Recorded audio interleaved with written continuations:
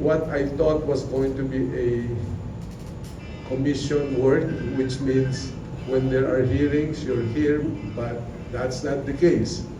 Because as an engineer, I have to study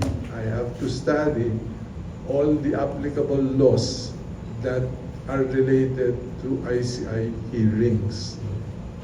Now, so because of the stress, my 77-year-old body cannot take it anymore. That's the other half of the situation.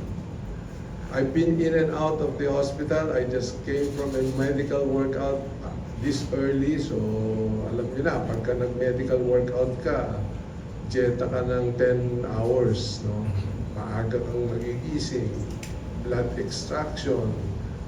This is the first time in my life that I've been asked to take maintenance medication for heart, high BP, for high cholesterol, high creatinine, name it, everything is red flag in my body.